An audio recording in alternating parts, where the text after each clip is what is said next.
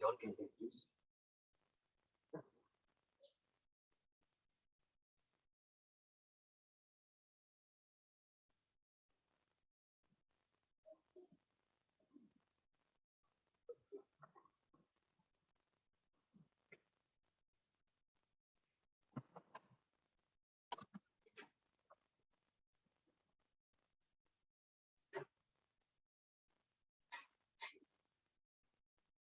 The old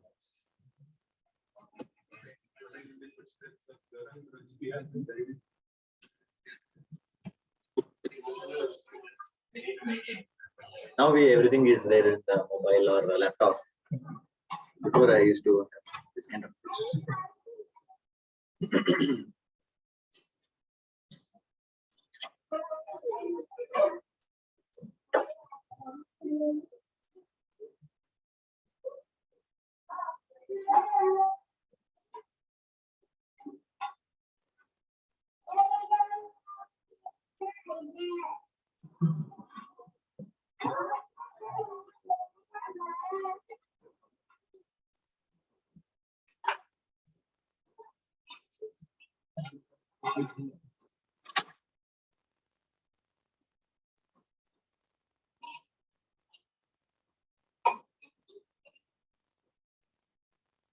I'll do Jaira. Nothing who knows? Nobody knows. I know. Thank you.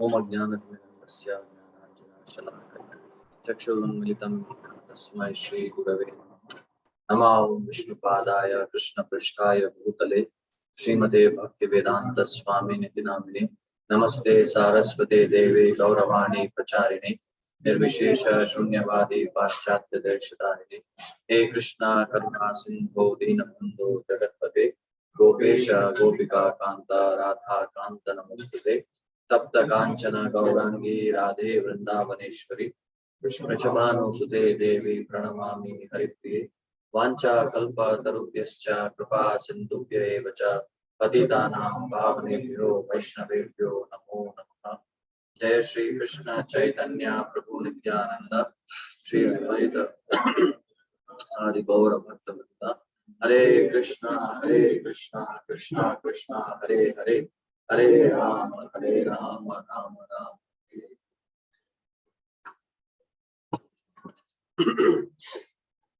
Hare Krishna. So happy to come together again. I think last Sunday we met. So again. Thoda. Hold.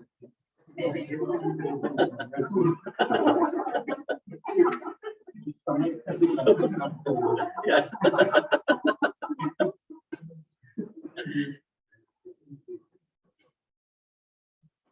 Opening comedy scene.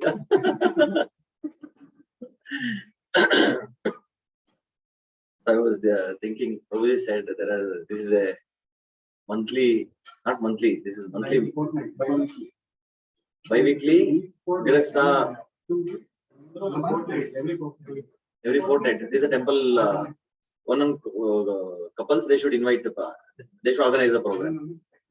This is only second program. Nice. Yeah. So when I thought many new couples may come. So I was thinking what to speak to them. So then I asked him. So then he said, majorly our devotees only. All scholarly devotees are there. Monthly. I think next that is in the temple. Correct. So next temple program I am giving. So Ramayana. So but I think for that Pradeep Prabhu is organized. So you're all team. Okay. So I was thinking what to speak. So then I thought, let me start with one question. Very thoughtful question, which one devotee asked me. I could not answer properly. I answered, but I was not satisfied. So then I came. Many times what happens, many devotees keep asking me some questions, either through WhatsApp or call or email, something. So some questions whatever I'm comfortable, I answer. They're also happy, I'm also happy. Some questions I may answer, they may be happy, but I'm not happy. So such one question, recently one devotee was asking me. So I answered him, he was okay, but I was not happy. So then I went through, did a lot of research. So maybe I can learn something from you people. So the question is, does God know our future? Really? So my question, does God know our future? Yes? Yes? No? Yes. Huh? Krishna knows everything. That's why he's called omniscient. So then if Krishna knows everything, then where is my free will? Now tomorrow after the class, what I'm going to do, Krishna knows. Then where is my free will? So I think you are free will. So whatever we choose, what will result he knows. But he does not know or he doesn't know. He does not know. He does not know what I'm going to do. No, he knows. The first thing you said, he knows everything. Now you are saying he doesn't know something. So whatever we chose, he knows what will happen. Yes. But the second option, if I choose first option, that also he knows. But he knows. He knows what I'm going to choose. And he knows what I'm going to get also. That means he knows everything. And he knows if you choose both options, what is the path is there. That I also know. I also know. When I take my car, I know I'm going home. But in between, if something happens, I don't know. That Krishna knows. So that means everything is pre-planned, program.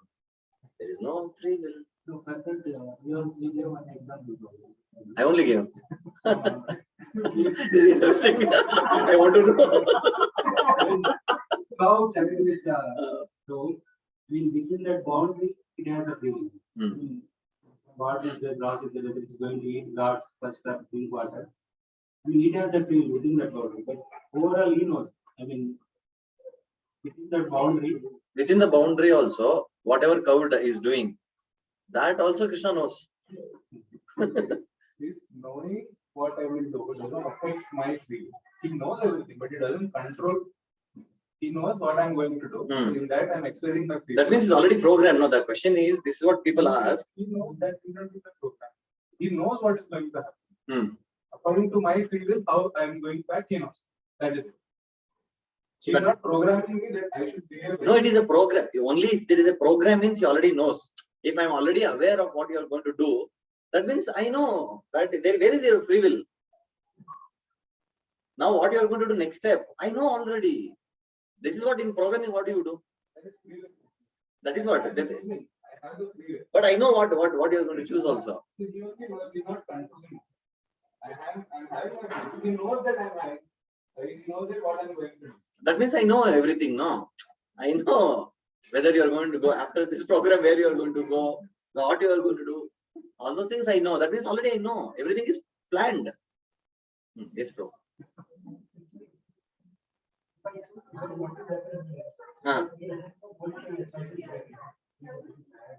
He doesn't know. That means he's not omniscient.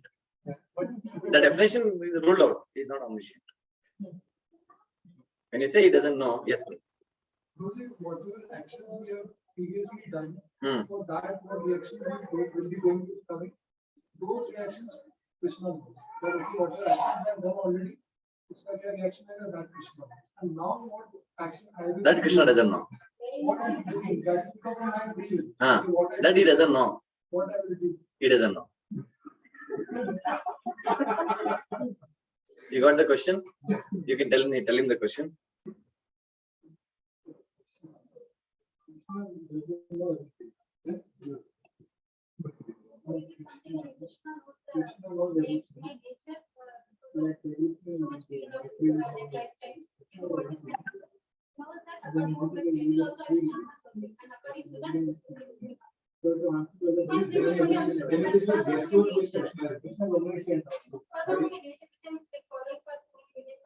That's what. That's what in previous life what you did, Krishna knows. In this life what you are going to do, Krishna knows. In future what you are going to do, Krishna knows. Everything you know, he knows, already written, kept.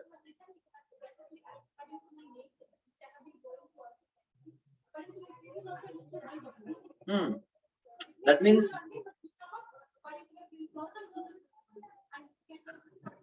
that's what he was out there. Everybody was trying to say the same thing. That means I know everything. No, you are not doing something which I don't know. I also want to know. You want to try the question? You understood? Like Krishna knows everything. That is the question of free will. Yeah. Recently,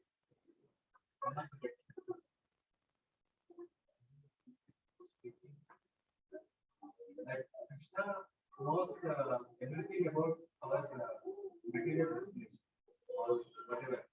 But when you want to grow spiritually, He doesn't know. no, he knows, but you have a choice, free will. But you don't have a choice when there is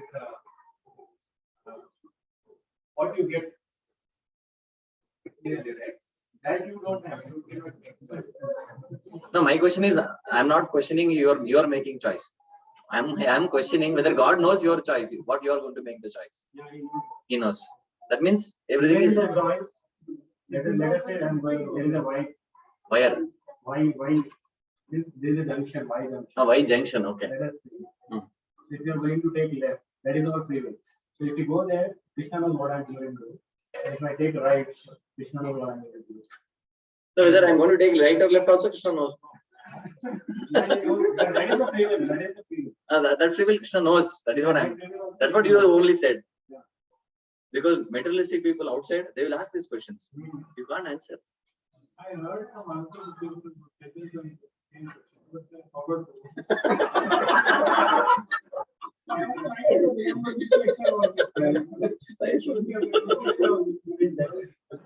He doesn't know what choice will be, but he knows. He doesn't know what choice we are making. It is very. We don't have choices. Then we don't. We are like robots. Robots. Correct. So. But he knows the choices also. No. What I'm going to use my free will to do certain things, he knows that. That means everything is already. He will not interfere. I can also accept. But when the moment I know what you are going to do, that means I already know what you are going to do. It is already predestined. No.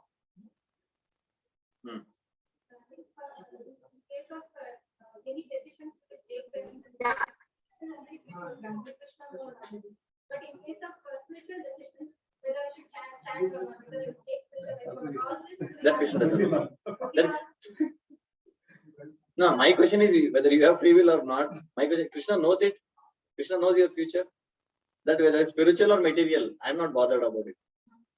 So spiritual also Krishna knows, material also Krishna knows.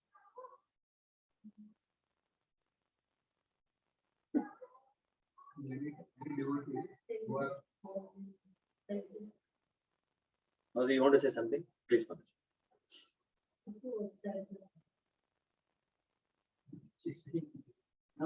Tell in Telugu, Mataji. You speak in Telugu. No, I can understand. You can translate in English for every others. Cheppandi, Mataji.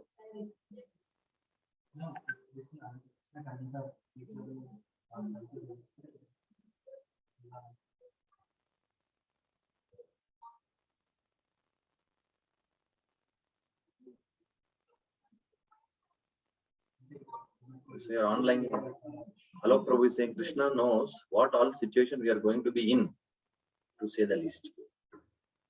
Saga Prabhu says Krishna knows the consequences of our choice and leaves choice to us. One thing I wanted to add. Take that Arjuna's example. Krishna says that I have already killed everyone. So your choice is whether you will accept my instruction or whether you want to go with your own conception. But Krishna knows that is for Krishna's Arjuna's FYI. But Krishna knows what Arjuna will do, no? Yeah. No, like he is giving a choice. He is giving choice. And you are thinking you have a choice, but Krishna already knows what you are going to choose.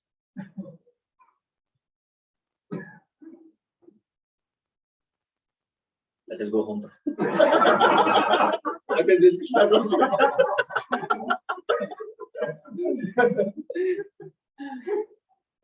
Right, bro.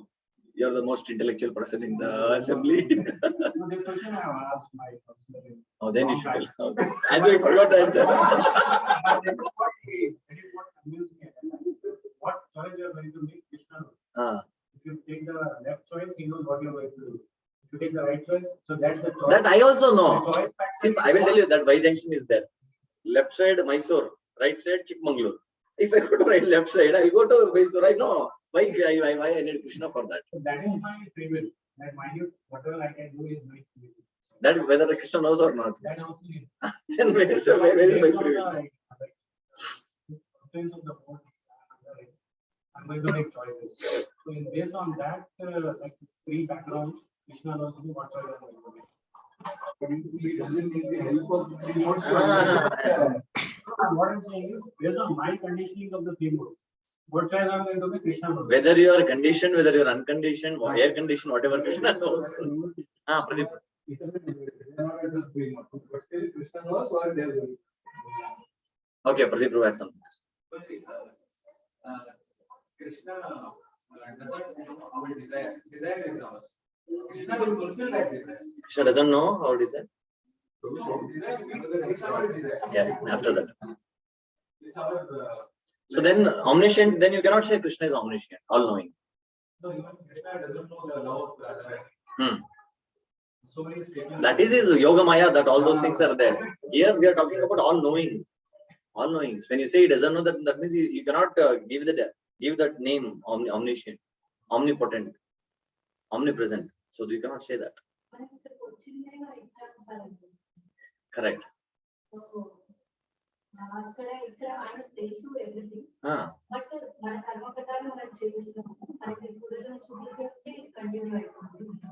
Correct.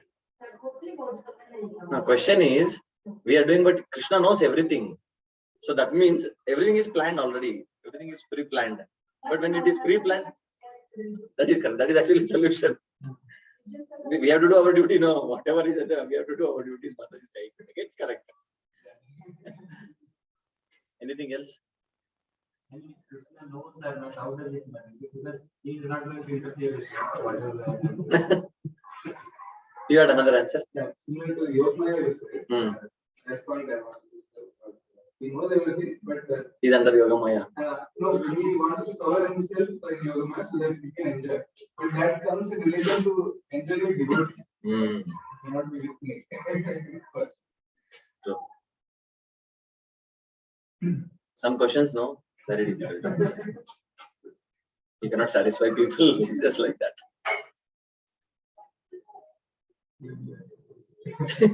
Krishna only knows, he knows or not.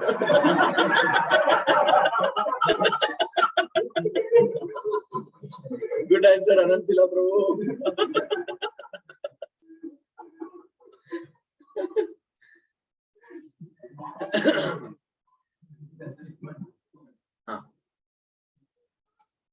You're going to do some search. Okay. I have written few points. Where is that?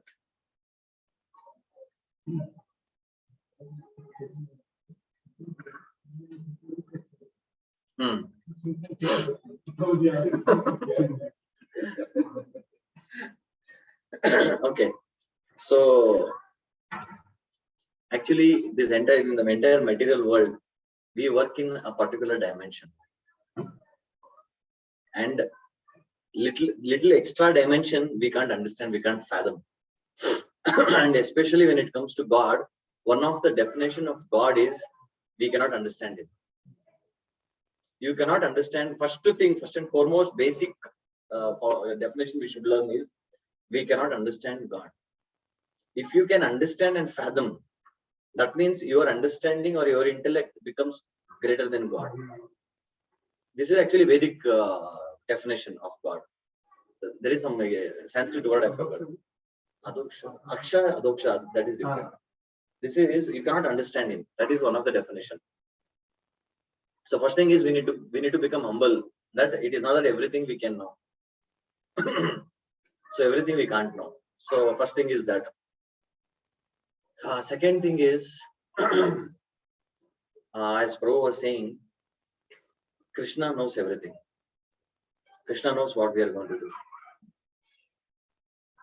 So, but Krishna will not interfere.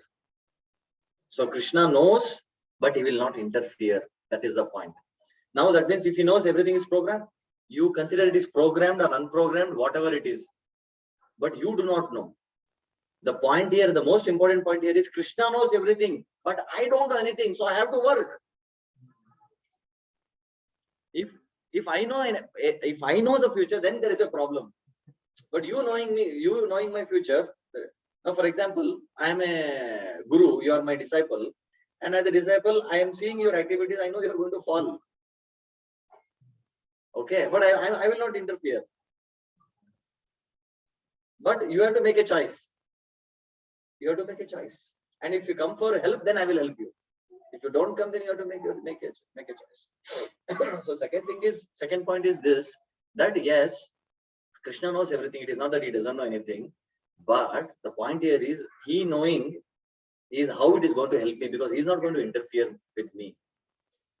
Because we have rejected the spiritual world and come to this material world, we are using our own free will, choices, everything, and playing, not playing, all incognito mode, many things we do, all those things, it is our choice. Secretly, what all we are going to do, that is our choice. So, Krishna knowing in any way is not going to help me. And if you call it as program, you can call it as program. No problem. So the problem comes when people say, oh, it is programmed, means everything is this. Krishna knows. But what you have to do? Krishna knows everything, but there is nothing to you. You cannot do anything for that. No. You cannot do anything for that. So for that, you have to work. Again, you have to make choices. This is second level understanding. And in next level, we can understand that if everything is programmed, if we don't have any free will, then why Krishna has to come, incarnate, and give Vedic scriptures? There is no use. Why we need Vedic scriptures? Why we need Vedic scriptures? We can improvise. We can for our betterment, so that we can become a better person. So if otherwise Krishna is not a fool who is doing some time pass coming here. So he got bored in spiritual world. Let me do some time pass, and he comes to material world. No, he's coming for us. He's coming to help us. So he is coming with all the information, whatever is required for us to. He comes down to take us up. Huh? Oh, okay.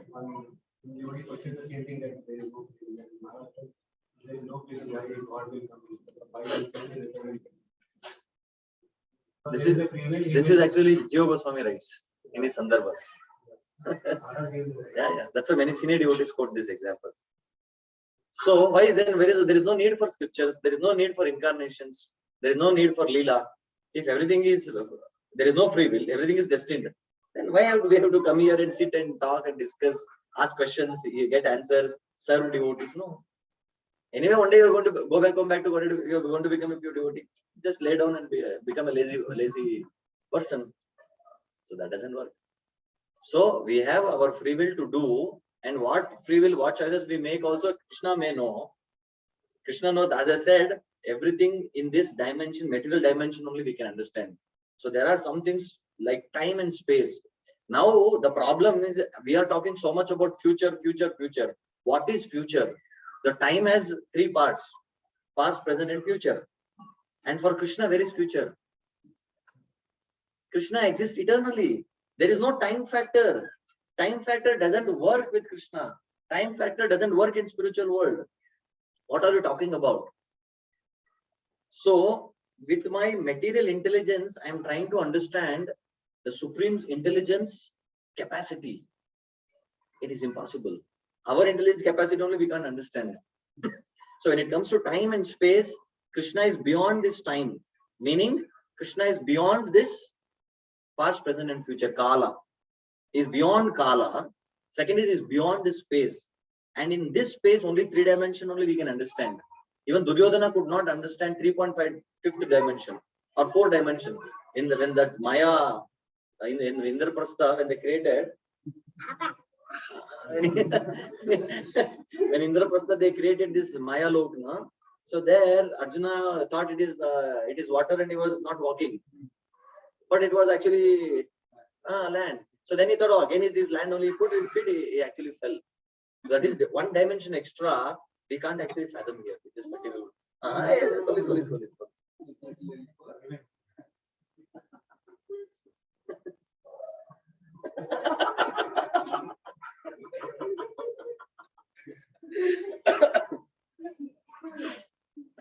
So what I was talking. Yeah, space. So our understanding is only three-dimensional. So I can give you so many examples. Like for example, two devotees fight. So I did a lot of conflict resolution from last many months. So when astrology people come for consultation, it is many times when two people come, there is always conflict resolution. So in conflict resolution, first of all, you need to hear from two people. When two husband and wife, they fight for something and you want to resolve that. So when husband says everything all problem because of wife only. Yeah, correct. Then if I give any solution, I am going to make a big blunder of my life. I need to hear the perspective of wife also. When wife speaks, it is a big blunder of husband only. So one dimension, if I hear no, we can understand. Another dimension, we can. So we need we need to work on that. So little extra dimension, if it is there, I can actually understand only. So sometimes, yesterday I was talking in the Bhakti Shastri class. In the Bhakti Shastri class, I was mentioning, yeah. So, like for example, in Upanishads, there is pramanas.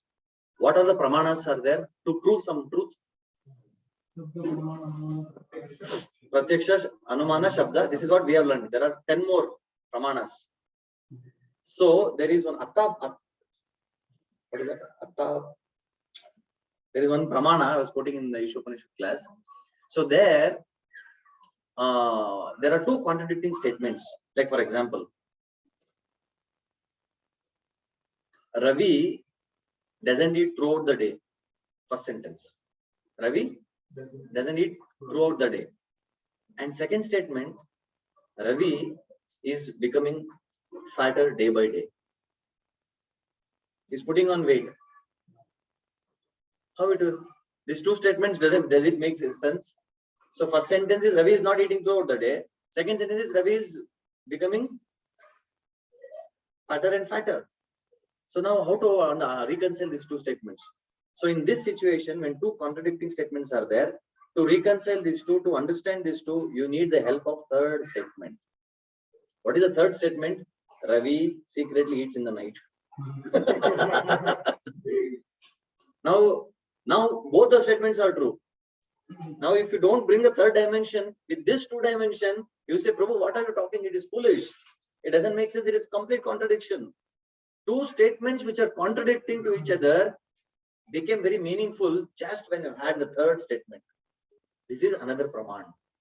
It is also comes another inference only. So in the Vedic scriptures, gives this kind of meanings. So Krishna sees everything. In Ishopanishad, this is very technical. So Krishna sees everything and he doesn't see anything. So this kind of, he walks and he doesn't walk. So this kind of statements, for that, these two opposite statements, contradicting statements, to understand, you need to bring in the third statement. So third statement will help us to understand these two. Hare Krishna.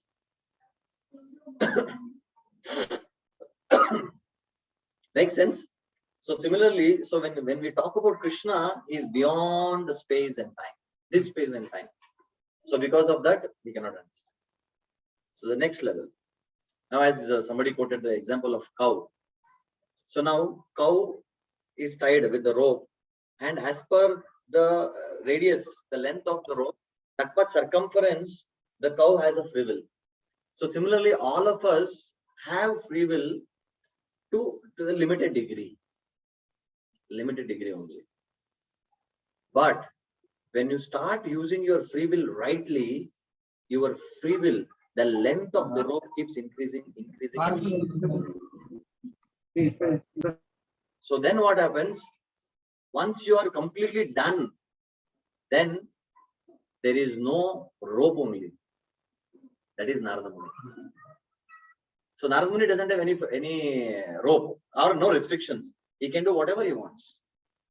Because Krishna knows he will not misuse his free will. So because we have a tendency to misuse our free will, so the restriction is also sort of tight. In between, Krishna has to tighten through the modes of material nature. So this is the point. I think this sums up the understanding. So now if somebody says we can bold, you are there?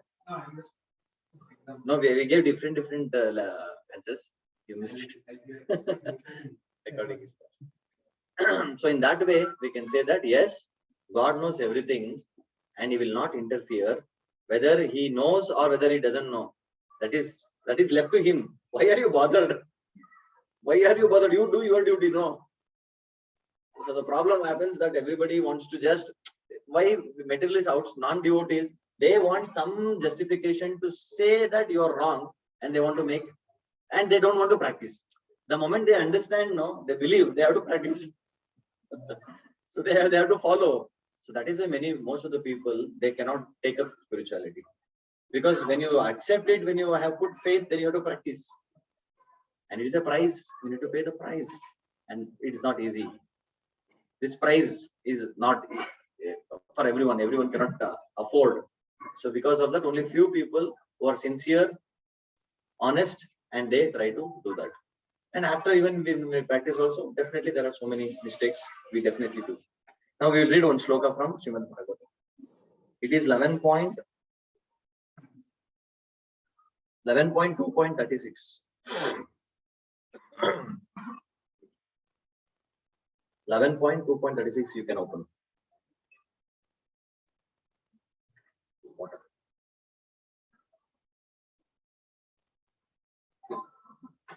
Open. 11.2.36.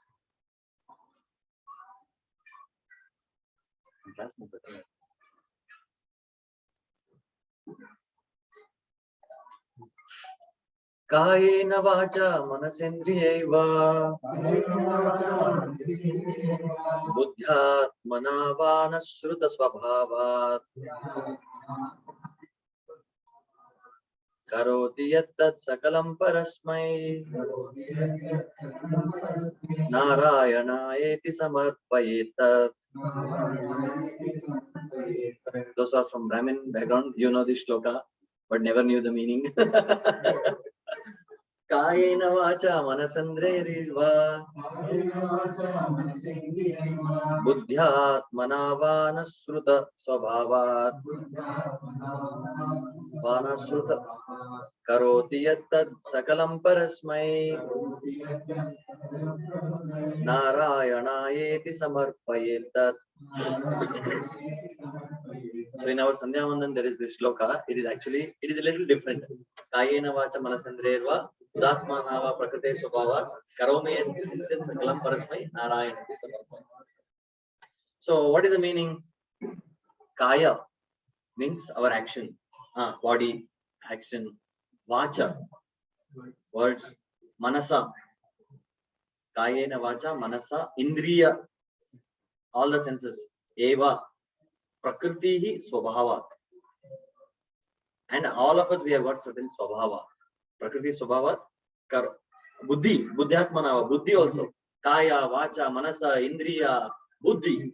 That means body, senses, mind, intelligence, everything.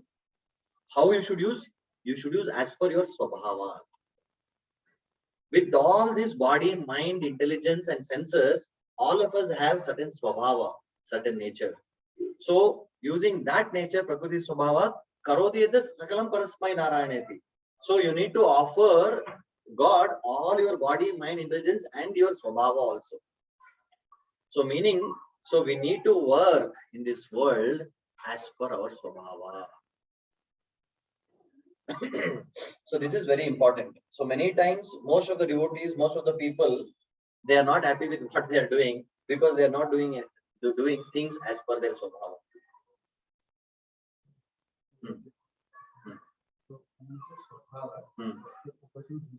Also now there are different diets, different sacrifices as per one's modes of.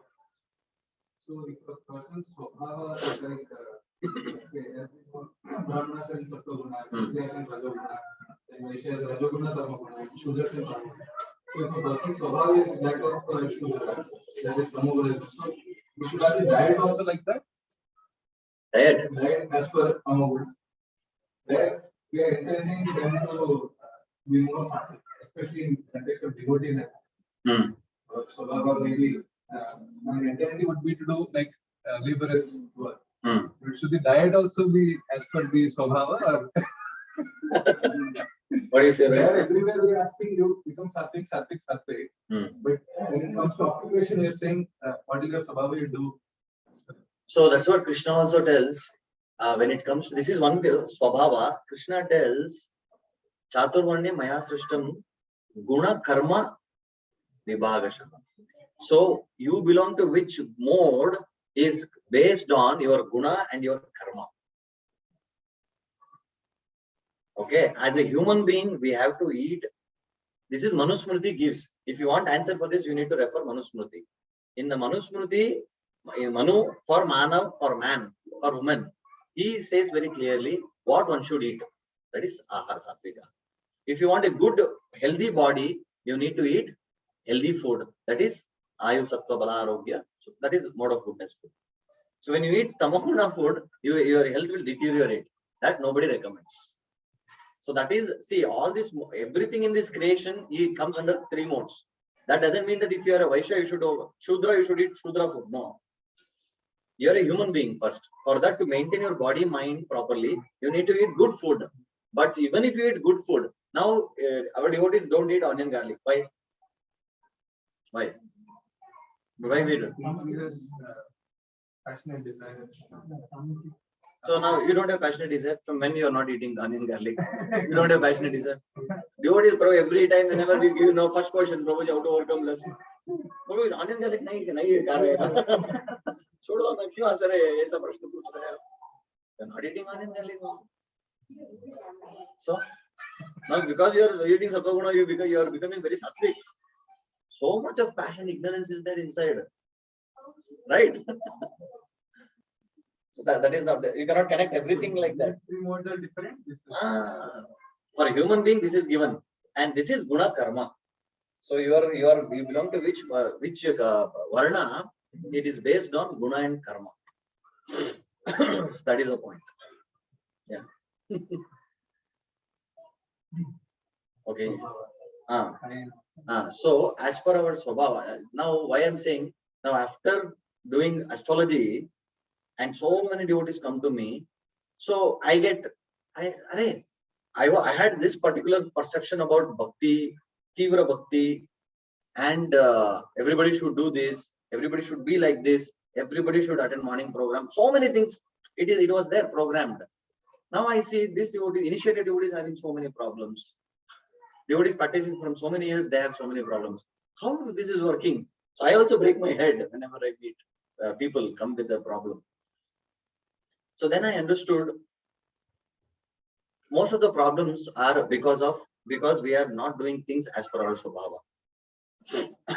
So now what I generally say, if you really want to practice bhakti very nicely, you need a very stable material life.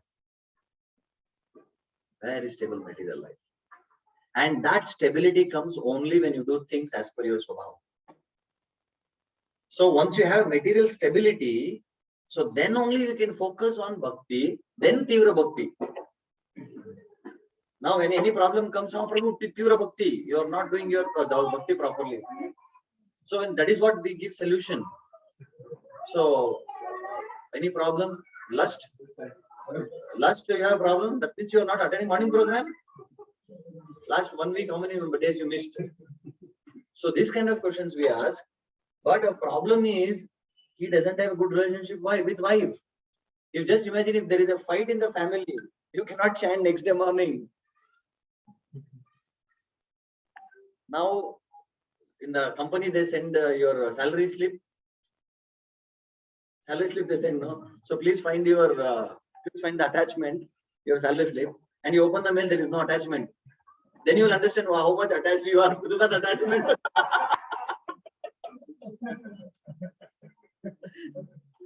On the Gaza, you speak about big detachment about detachment. In one mail, one attachment is missing.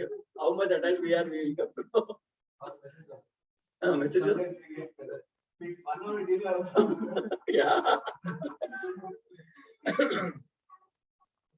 So that material stability is very important. That is physical, psychological, everything should be stable. So when that is stable, then it is very easy. So one devotee was saying,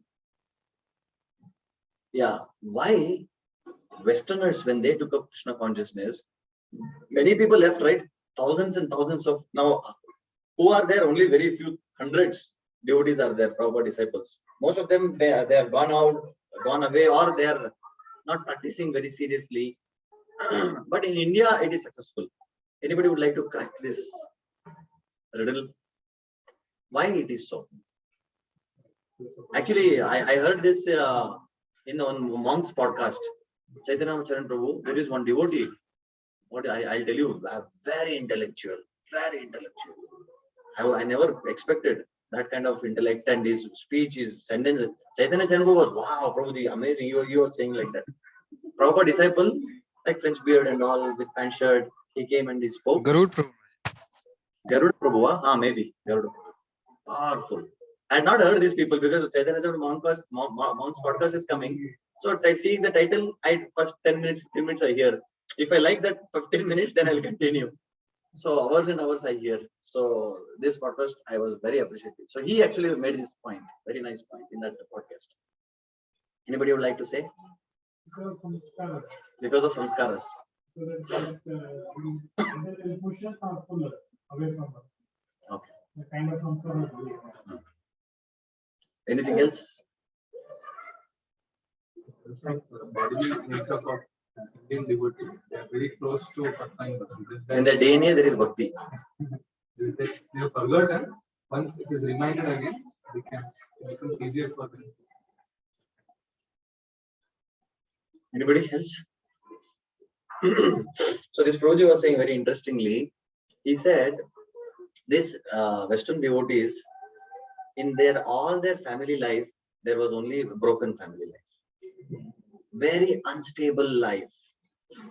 When they came to Bhakti, they took up, it was very intellectually convincing, they had faith, everything was there. But they have not experienced stability in their life. They were very much unstable. When they came to Bhakti also, situation was not strong. Because you have not seen stability in your life. How you can be stable in one party suddenly in one place? So then he was saying in India, why in India it can be spirituality can be successful? Because in Indian family, we live with the family. All of us, we have lived at least with 4 people. Father, mother, and at least sister, brother. It is so important. Especially if you have lived with joint family, it is much, much more important. If we have not got opportunity, we are not so fortunate. Why? Because now I'm in a family. My father, my mother, my elder sister. This is what my culture, my upbringing was. So then just imagine I have my father's brother also, Chikappa, then Periyappa, Dodappa. So then aunt, everybody nearby here and there. So then I have about 15-20 people. So now I have to deal with each one of them. Now if 15 people are staying in this house, means I know everyone's nature, swabhava, and sometimes I need to adjust. So I can raise my voice to him. I have to say, I have to bend in front of her. So in one family, I learn all different varieties of emotions, different varieties of dealings in the family. And I adjust or tolerate. I tolerate grandmother's cribbing, mother's anger, father's beatings, everything I tolerate. At the same time, here aunt, uncle, they love us, they give us gift. I enjoy that also. So here, that is what children, if both husband and wife, father and mother, both are pampering, that child will spoil for sure. At least one person should have that fear. Child should have fear of at least one person. So if that is not there, pampered kid will be lost. So our Indian culture, in the family only, you get stability.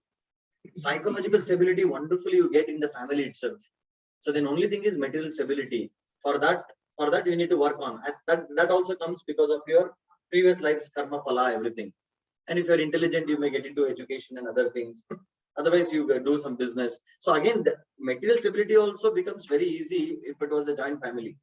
Because one person is doing education, high level education, another person is in business, another person is some art.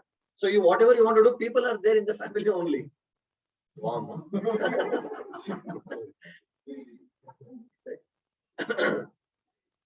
So in that family only you get that wonderful stability, stable life. So materially, psychologically, everything you get stable life in the family. And you see how people fight, and again they raji, again they compromise, they reconcile. So we don't become despondent. So in West, what happens? They have not experienced stability only. And it is not, we cannot just blame them, because that is, the upbringing is like that.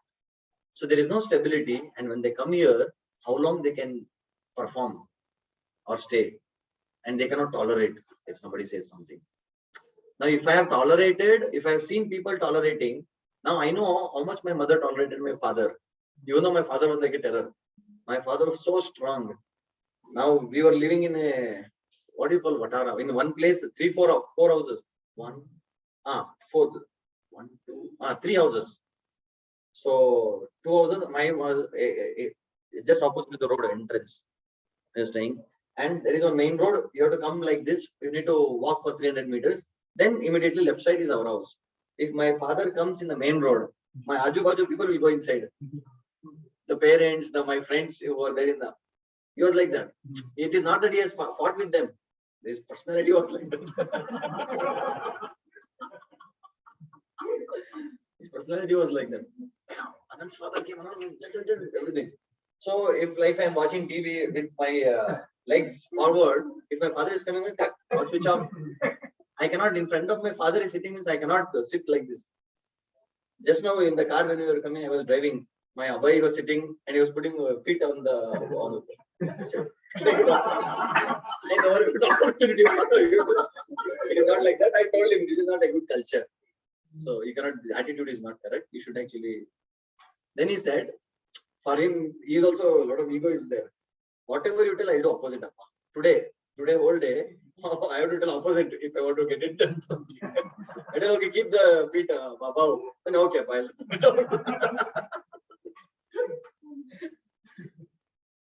So why I said my father's example? Stability. Yeah. So even though such terror at home, my mother, Bapre, what kind of tolerance? He will scold, we will do something, and next she will go and she will press the feet every day. Bapre. This is mind blowing. And I used to go and tell, what is this father is saying? Like anything, if I raise my voice, father, you cannot speak like this. Kadak. So I mean, she's useless. I used to think like that, but now I understand that. Now I have got the strength. Now when people come for counseling, I know what to tell them. So this is my mother. I see at that time, everybody was blaming my mother. What is this, your life? I use this, that, there's so many things. It may be whatever. My mother could not enjoy much. It was so much of restriction. We also had a lot of restrictions. And my father, after 5:30, 6 o'clock, you cannot sleep. If I am sleeping on the bed, my father Suprabhatam will start in a different language. So rather than hearing the pain of hearing that, it was better than to wake up, the pain of waking up. So I used to wake up.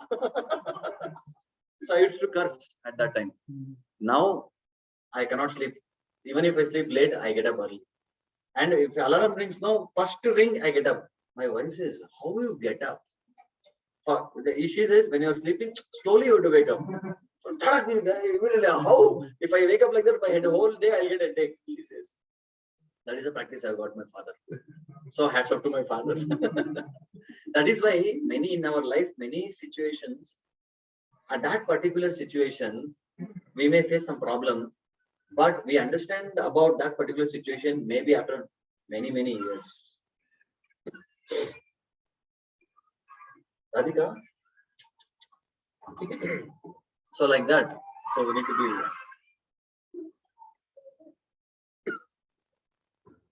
So that the family, you see so much difficulties, different situations, and you are used to tolerate, adjust. So then what happens when you come to spirituality, that stability is already there. Only thing is some practice you need to get all this lifestyle. So many devotees after coming to ISKCON also, what happens? We are convinced about the philosophy. We're convinced everything. We're convinced about everything, but the lifestyle becomes difficult for many. So the lifestyle. So and we keep judging people. So that is what it says. There are 5 factors which makes us what we are. You are what you are based on 5 factors. I am what I am based on 5 factors. And what are those 5 factors? Number 1, karma. So in the modern age, they don't call karma. You know what they call? Genes. So I was talking to somebody. I was telling why you are like this. It is because of previous life. No, it is genes. So what do you mean by genes? Then I asked him. Very nice. Others friends, they were very happy. Oh, he countered back. I said, very nice. Why you got that genes only? Oh, correct. Why you got only that genes? There is no answer. And you call genes, we call karma. When I say genes, I remember how fight happened on joke. So why fast? Where is this key? I forgot. And husband says that is in your genes. He said, don't talk about my family. No, I said it is in genes.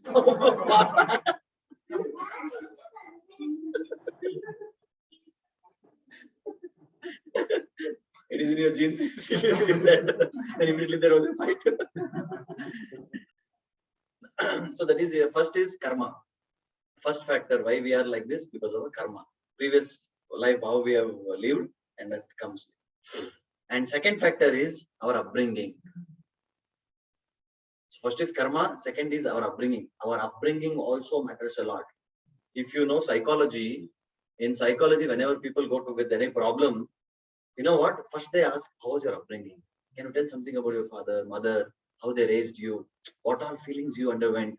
And people who, in their childhood, if they are abused, and they have their different consciousness, because they have different understanding about the world, and there is a inbuilt program what they have written themselves is that this world people are exploitative, because they have been abused. They think everyone are potential abusers. So that only a person who has undergone that, they know. We may not understand, but they know. So upbringing, how we are brought up in our life, that also matters a lot, because we see. That's what I say. Our swabhava depends on what is the prabhava. Prabhava means, you know what? Influence. Influence. So this is upbringing, and third is association. So please get these 5 factors. I have a question after these 5 factors. So third is association. So what is the first one? Karma. Second one, upbringing. Third is, so association also matters a lot. Based on our association also, we get certain strength in our life, and based on that, we make decisions in our life. And the fourth is free will. Free will. So right now, why you are here, who you are, there is the consequence of your choice before. Now he is a freelancing patent law, some law related thing, because that was his choice before. So how much he is earning, it is because of his choice before. He can say, I could have won 1 crore also, or I could have won 10,000 also. But right now, all of us were earning a certain amount, everything, because this is what the choice what we have made before. This is free will. And the fifth is mercy of God, God's mercy. Now, who will repeat all the 5 factors without saying it? Mataji. Karma, upbringing, association. Very intelligent. Mataji is very intelligent, I am saying. You are not acknowledging the point. You are thinking something else. Upbringing means the association which I had in childhood. And this association means presently which association. Whatever association, upbringing also there is association, but upbringing is you are not making choices in your childhood. Parents are making choices for you. So this also means culture. In everything, upbringing comes to everything. Culture, tradition, and parents. If parents are good, they will say do good, do good, do good. At that time, children generally rebel. They don't do what parents say, but but generally when the children follow parents, then they become very great people.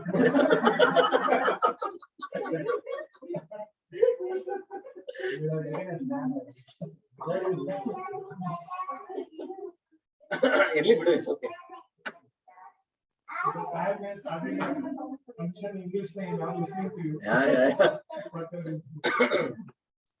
So now 5 things, 5 factors which has made us what we are. Now my question. Ready? One question. You have one. Can you tell me the percentage of each of them? No, that is not my question. You cannot quantify it. This is another biggest problem with our education. Everything we want to quantify. Everything numbers, quantify it. Oh, God's mercy. How much God's mercy will give? What? You cannot quantify God's mercy. You cannot quantify your karma. It depends. It is completely. You cannot touch these subjects only with respect to numbers. Don't quantify it. So my question is, among these 5 factors, how many things are in our control?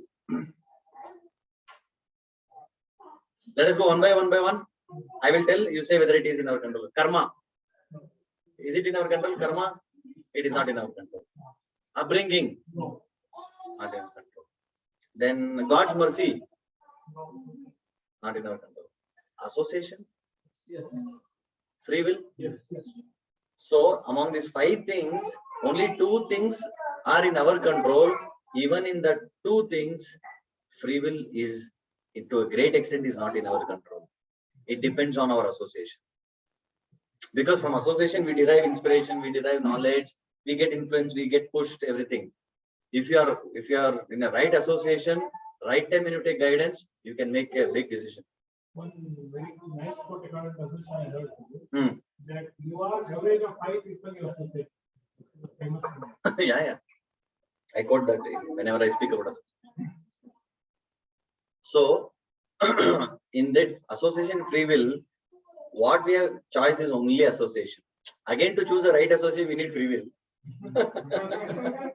But at least when you push yourself and at least take that, that's why I always tell devotees, many devotees can come, Prabhuji, I'm not able to chant 16 rounds.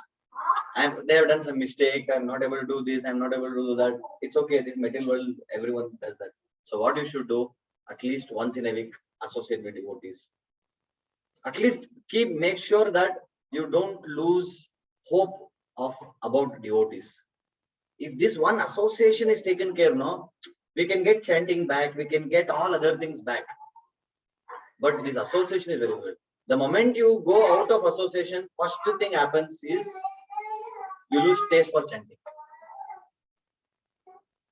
We lose taste for chanting. Once we lose taste for chanting, all other things start slowly it will fall one by one after another. So that is the point. Bro, till how long I can go on?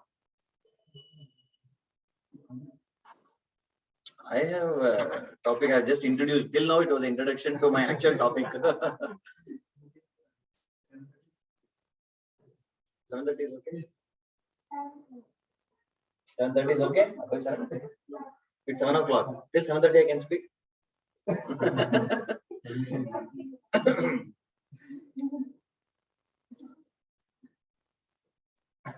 So here association, this is what. So association free will is in our control, and as I said, even free will is also to great extent it is not in our control. So we have to somehow push ourselves to associate with devotees. See, I have been giving this meeting on the Zoom monthly twice, but when I come here with devotees, such beautiful exchange. I don't think I'm speaking online with so much of enthusiasm, smiling. Even if you can't even make joke also, because we don't know that devotees also don't switch on their videos. We don't see them whether they're sleeping, whether they're eating, what they're doing. We don't know. So yeah, when we come and associate, and it is natural, it is not that devotees are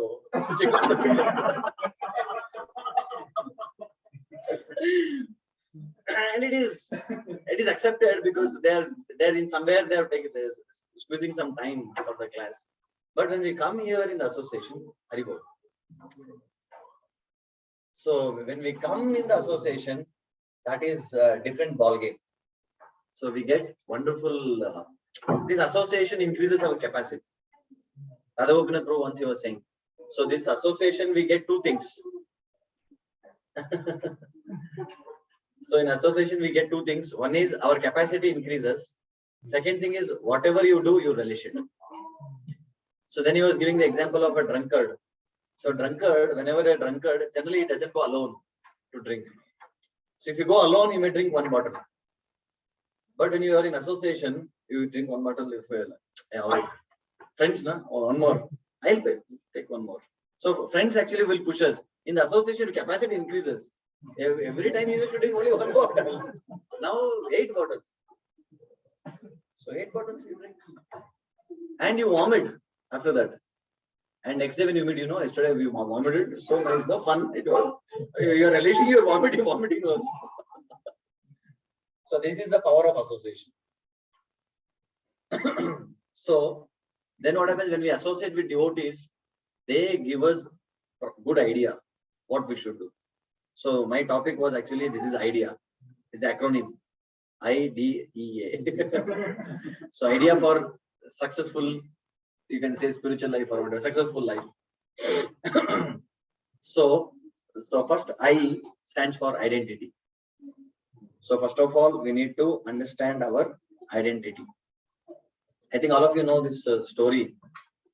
So Mayavadis, they think that I am God. So one time there was one person, sincere person, who wanted to understand who is God. So he went and he met one sadhu, and that sadhu was a Mayavadi. So he approached him, Sadhuji, Sadhu Maharaj, please help me, I want to understand God. He said, for that you need to chant. I'm ready to do anything, you just please guide me. He said, come sit straight with your hands straight. Then chant this mantra. Soham, Soham, Soham. And what is the meaning? Soham means Sa Aham. I am that. Soham, Soham, he was chanting. And very sincere. This person was very sincere. So then one devotee intervened. One devotee came. He saw, what is this chanting? He's saying Soham, Soham, that. That means I am that, I am that. So this devotee came. He said, Haribol, what happened? And he said, I'm chanting, I want to realize God. You want to realize God? This is not the mantra. No, this Sadhu Maharaj said that this is the mantra. Yeah, mantra is correct, but you're not chanting completely. So what I should do, just add da before. Then it is da soham, da soham, da soham. So then again, this Mayavadi came after some time. He asked, what are you doing? You're chanting wrong mantra. No, that Sadhu said. No, okay. If you say that he is wrong, he may feel bad. So he said, just add sa before. Sada soham, sada soham, sada soham. He said. Then again, this devotee came. Said, add da prefix. Da sada soham, da sada soham. So like that. So point here is we need to understand our identity. So now I'm going to make one very interesting point. Please hear attentively. So this says what you can know depends on what you know. A very deep statement. What you can know depends on what you already know. Anybody would like to give a purport for this? Comment on this. How much knowledge I have, that much knowledge I can. So using the present intelligence which I have, I have capacity to understand. That is the capacity. Yes, madam. You can only say whether your explanation is, you are able to explain and tell the other person. Yes, come here. For example, like artist, knowledge of art, then we know that how much art is valued. If we know something, then Yeah, this is, I think, better example. Yes.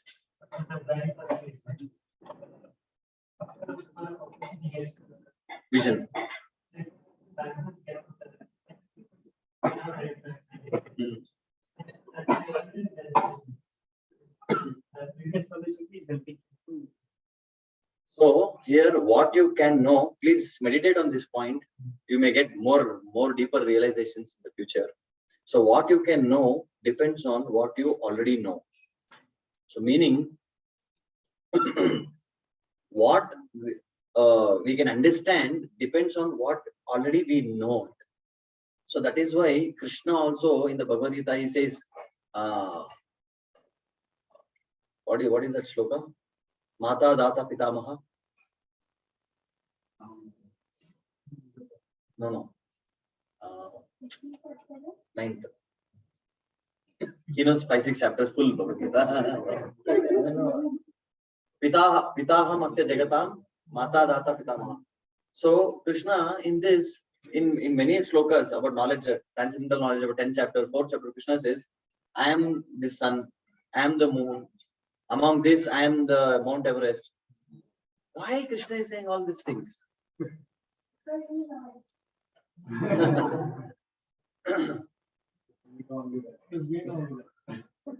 So that's why Krishna is saying that. So that is, for all of us to understand something, we need a reference point. So we call it as frame of reference. This is one among in the Tarka Shastra. This is one of the logic. It is called Shaka Chandra Nyaya. So in Shaka Chandra, what is the logic? You know what is the analogy of Shaka Chandra Nyaya? So the child is there, and the child you are showing him, see that moon, and child is saying, where is the moon? I don't know. Where is the moon? Which is the moon? The moon is there. Chanda Mama. No, I don't know. Then how to tell the child that moon? You know this tree? So moon is here. So there is a tree. So you know this tree? Tree I know. See this? Go up, go up. Can you see the branch, Shaka? That branch. Between the branch, can you see one white color round? I know, I can see. And that is moon. This is Shaka, branches, and Chandra, Nyaya. The analogy looks very simple, but gives a profound understanding, meaning. What is the meaning? The meaning is knowledge. Knowledge comes from known to unknown. You want to understand something unknown, you need to understand to the reference from known things. Knowledge always transfers from known to unknown. This is the meaning. So why Krishna is saying all these things in one sentence? If you want to say this is what it is, because you want to know or understand. Because if you say, as I said, beyond 3 dimensions, we can't even fathom. We can't even understand what it is beyond this material world. So Krishna has to speak something which is there in the material world and connect that to him. So among the mountains, Mount Everest, I am Mount Everest. That means he is not actually the Mount Everest. That means he is something very big. To convey that biggest thing, he is actually saying that I am the Mount Everest. So these things we know. So from known to unknown. So it's a very big philosophy in that. So that is why many people say they study philosophy and psychology separately. But actually philosophy and psychology is not a two separate thing. It is actually one. It is actually one. Similarly, the politics and economics, it is not actually two different subjects. Now they have made 2 different subjects. You can do masters, PhD in different subjects. But if you are a philosopher, means you should know psychology also. And if you are a psychologist, you should know philosophy also. So you cannot separate 2. That is what is. That's why Vedic astrology, when we say, there are so many astrologers who know only astrology without any touch of Vedas. So it is a very dry. That astrology is very dry. Similarly, that psychology is very, very dry if it is not connected to philosophy. So when that philosophy, that's why when you read Ramayana, it is philosophy, but a lot of psychology is there. So that is why a philosopher means he is also a psychologist. That is a point. So what you can know depends on what you know. So, like for example, now I will put boxes here. Okay, 1 line here, 4 boxes here, 3 boxes here, 4 boxes here, 4 boxes. And if I ask you what you can say, I'll put some planets, Jupiter, Venus, something. And there are 12 boxes, 12 houses, and I put some planets. And if I ask you what you will say? Some planets. That's what. But when you go to astrology, if you ask me, whole day I can meditate on that. I can do research on this one chart. So what I can know depends on what I already know. So now I already know, I've been practicing. I'm just giving you this example so that it is easy to convey. Don't think why Prabhu is saying so many times astrology. So I'm saying this because I am studying astrology since last 10 years. Now if you say in Jupiter in Lagna, oh Bapre, so many things. Jupiter in Lagna is such a profound combination. The planet in Lagna, first house, it's brilliant. A person is a very straightforward person, is very strong person, and very auspicious person. I can go on telling so many characteristics of a person just by seeing 12 houses, 9 planets, and 27 nakshatras. But you cannot, what you can say, there are 12 boxes, 1, 2, 3, 4, and some planets are there, and the planet name only you can tell. Because this is much you know. But when you study, what you can know depends on what you already know. Now I'm again and again repeating this statement. Now you'll be able to connect it. Right? So now you study 2 years. Hare Krishna. Bunny.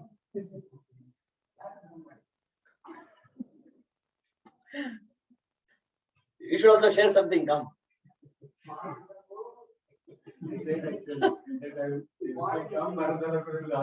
Come. Put one. Come, Haribol. No, there is some space. Come.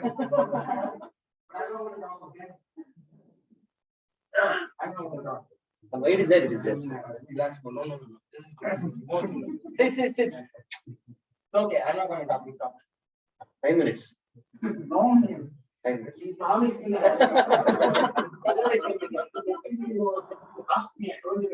Krishna broke the promise when he got it. You want me to like. Yes. No, you're not Krishna. I'm giving you Krishna's position, you're taking Krishna's position. Okay, I will speak for another 5-10 minutes. Then 5-10 minutes you can speak. You relax now, after 10 minutes you speak. So this is the point. So now you are able to understand what you can know depends on what you already know.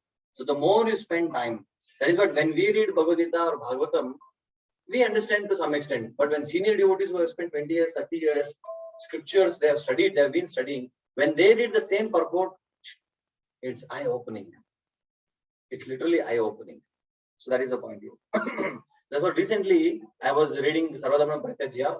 So many times we have spoken, so many times we have read, different understanding. So what is the meaning of Sarvadharma Parityajya Mamekam Sharanam Vraja? So what is how we can what is the application for us in our life, this verse? We have faith in what we do. Don't keep faith in that, keep faith in me. You are referring dharma to a faith? Faith in the sense, not the faith of Hindu Muslim. My dharma. That is what I. Okay, anybody else? Others, what do you want to say? I heard before we do this, we should first do Sarva Adharkan Parityajya. So interesting. So changing Krishna's shloka. Not changing Bhagavad Gita as you want. not changing, but it's qualifying it. Qualifying it. Okay. Anybody else? 6 limbs of them. 6 limbs?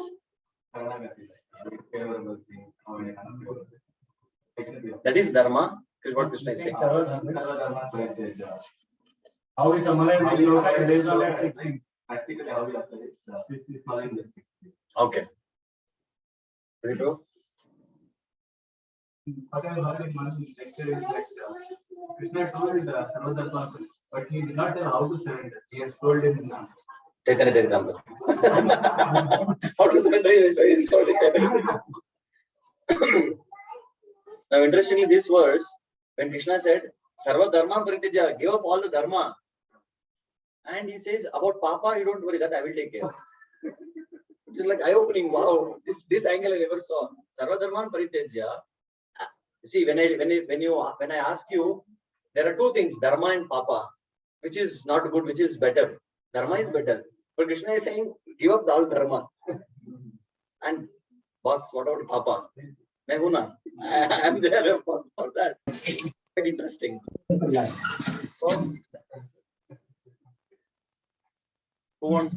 Somebody saying, please go on mute. Please go on mute. So I was in the assumption that Sarvadharma means you need to give up everything and just surrender to Krishna. And I have heard devotees saying, just surrender. Just. Krishna is saying, just surrender. You need to surrender, give up everything. So then, actually, when Arjuna heard this, Arjuna surrendered, no? Arjuna surrendered. But he continued to be a Kshatriya. He continued to do what he was doing. So here, so then I heard from one devotee, again in the podcast. So that devotee was explaining. So here we need to give up that dharma, that particular thing which becomes obstacle to surrender to Krishna. So it is not that, okay, you're a Brahmana, Kshatriya, Vaishya, whatever you are, that you give up that and surrender. Krishna is not saying that. Because Arjuna himself didn't give up. He continued to fight after that. After hearing everything, it is not that, oh, you give up, you're working, you give up that, you're doing this, you give up that. You don't consider that whatever you are, you have upadhi, just give up everything and just surrender. No, that thing, those things which are becoming obstacle, that dharma you should give up. So when you, that's this one sentence gives us a lot of clarity. So that is why that identity is so important. And when there is a misidentity, then actually there is a big problem in this life. Like for example, you get into a bus, they mention ladies seat. If you go and sit there, what happens? Problem, right? People will question you. There is a big problem. So here in the material world, some material identity, if there is a mistaken identity, then it creates such a problem in this material world. And what about not identifying ourselves properly with respect to spirituality? So just think about it. So, and the moment you identify yourself, based on that, your action is connected. Now I identify myself as a father, then immediately I need to take care of my kids. I have a responsibility. I have to perform certain action. So when I come to a Bhakti Shastri class or Bhakti Vaibhav class or something, I identify myself as a student. Then there is humility. I need to take a notes. That knowledge has to transfer. So then you're in a college, you're a professor, or you're a manager in your company. So different identities.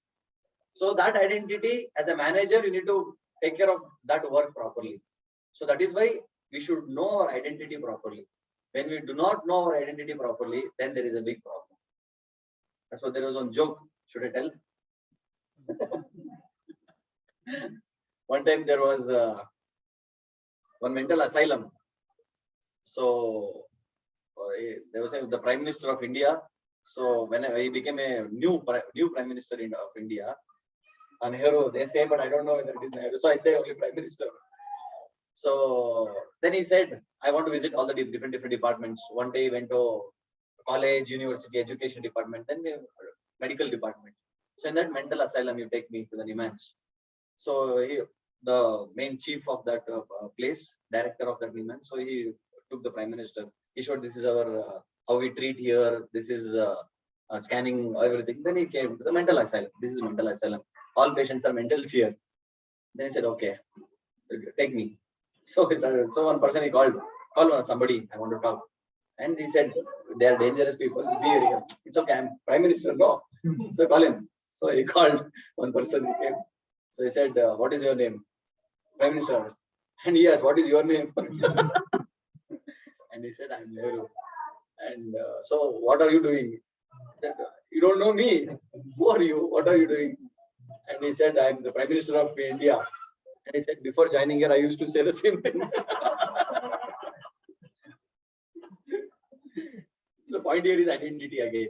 So there was a misidentification. So he was put in the jail. But you're actually a minister, you can say minister. But when you misidentify, it leads to somewhere else. It leads to problem. Chaos, basically.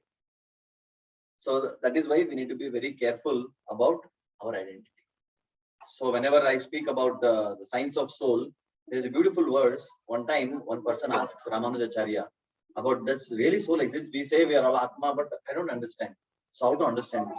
So then he speaks this beautiful verse. He says, Pushpe Gandham Tile Tailam, Kashte Agnir Payasi Gritam, Ikshav Gudam Yatadehe, Pashyati Atmanam Vivekata. So what is beautiful verse? Have you heard this verse before? No. It's a very powerful verse, especially helpful for beginners preaching the basics of Bhagavad Gita. So he says, Pushpe Gandham. So in the rose, where do you get the rose perfume? From rose. But can you see rose perfume? Perfume in the rose? You can't see, but perfume exists. Pushpe Gandham. Tile Tailam. Til means sesame. So where do you get sesame oil from? Sesame. But can you see oil in the sesame? You can't see. Tile Tailam. Kashte Agnir. Kashta means wood. Can you see fire in the wood? No. But when you put fire, it gets fire. It becomes fire basically. Kashte Agnir. Payasi Gritam. From where do you get ghee? From milk. But can you see ghee in the milk? You can't see, but ghee comes. Basically, Ikshav Gudam. Ikshav means sugarcane.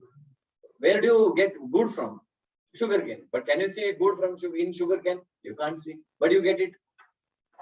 So similarly, that means there is rose perfume in rose, which you can't see it. But how can you see? When can you see? Huh? When it undergoes a process, certain process. When a rose undergoes a process of extraction, so then that after that process, you can see the rose perfume. When the sesame undergoes that extraction process, then you see the oil.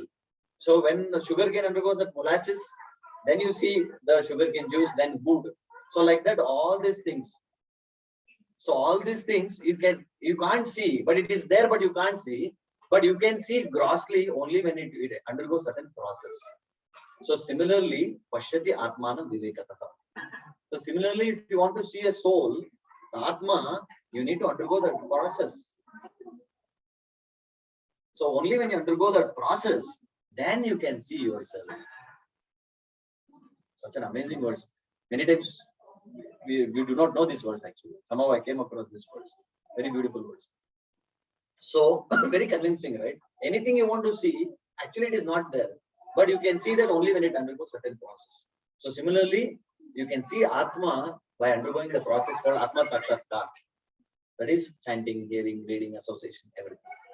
So when you do that, it becomes easy for us to understand. So this is identity. So remaining 3 things, we'll continue some other next time whenever we meet. So thank you all for your patient hearing. Now we'll hear from 5 minutes. Devotees are all saying. Please. On. No, I will speak for him. He's a powerful speaker. You tell him, that is not your mistake.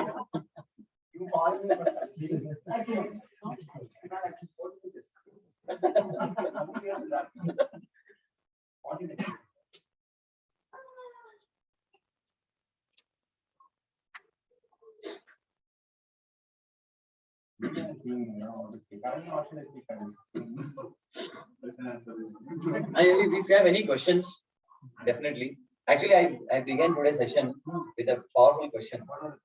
You want to know? We discussed about half an hour about that. And though some of them they became late. The question is, does God know our future? Recently, one devotee asked me, so I could not answer properly. I was not satisfied with my answer. So then a lot of research I did. So then I came here. Somebody should want to explain. I will also drink. Somebody, you heard so much, all of you can answer. And I can forgot. What was the answer? So the question is, does God know our future? And if you say yes, he's omniscient, you have to say yes. Otherwise, omniscient you cannot say. If you say yes, if you know means what is the use of your God? So when you say yes, when you say yes, that means he knows everything what I'm going to do. So this person was asking tomorrow what I'm going to do. He knows. That means it is a program. Where is a question of free will? This is a question. You might have heard this question many times.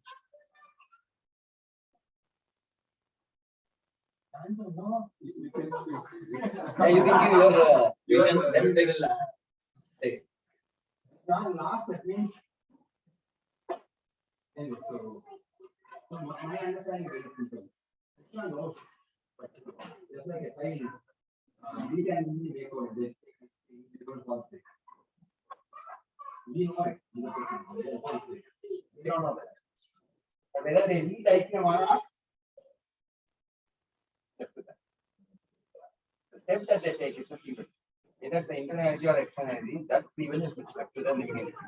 But once they decide that free will alone is with us, free will is not with the Lord. He's given us that free will. But once you decide that either internal energy or external energy, then whatever has happened, including internal energy or external energy, is all in love. So when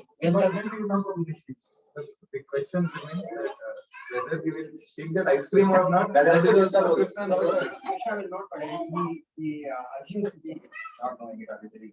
He knows it. Because see, if you say yes, he knows everything, and then you'll always say that whenever he decides, let me surrender that. There's so many other things to come out. So the question of free will is only one very simple thing, either internal energy or external energy. You decide what it is. That much freedom you will not. That much freedom is given. More than that, you will not force you. But everything else is forced on us. Internal energy, you take shelter. Whatever activity you do, it's done by the Yogamaya. External energy, you take shelter of Maya does everything. There's no other freedom. What actually I understood after talking to other book. Actually explained, he gave me a lot of examples on how it is. I also asked some other question about there's one question, one sloka which is there about all the good qualities of the demigods. By simply cultivating unflinching devotion. Flinching devotion means you're cultivating devotion, problem comes, you don't cultivate devotion. Unflinching devotion means problem comes, you cultivate it, do not let it go. If you actually are in that kind of mindset, then all the good qualities of demigods will complete. Yasyasi bhakti bhagavati arjuna sarve gune satya samasthita kuto manorachane sadi davato bhaji. That's the sloka told by the denizens of the Jambu Loka or Jambu Dvipa to Vishnu. They are saying that if somebody of this kind, they will get all the good qualities. So I asked Gopinath Prabhu, if I'm going to get everything, what should I get trained? Why is it all this kind of training is required? Because I just cultivate devotion. Then sufficient, I will get everything. In others say, okay, if you have to cultivate devotion, you need to have some good qualities to cultivate. Like the chicken and egg, like catch 22 situation. So what is very important? So Gopinath will give a very nice, very simple example. He said someone is completely sick. He's fallen down. So somewhere he has take little bit of effort to put some gain, little bit. Zero gain is in the body, zero energy in the body. Some portion of energy you have to put, then that energy will allow you to do some more work. Then you can go on your right path and then progress. So that small effort is what we are trying to do by always training with it. Wow, this is all your training. But that is actually the action. Because Lord does everything. On your own, you can't get to all of this. Whatever you get trained on, it's again Manorachana. It's not actually the real humility or real devotion. No. It's all our intelligence we are using to understand what is humility, what is devotion, what is faith. We are using our intelligence. But the real humility, real devotion will be coming from the soul's platform, and Krishna reveals it to us.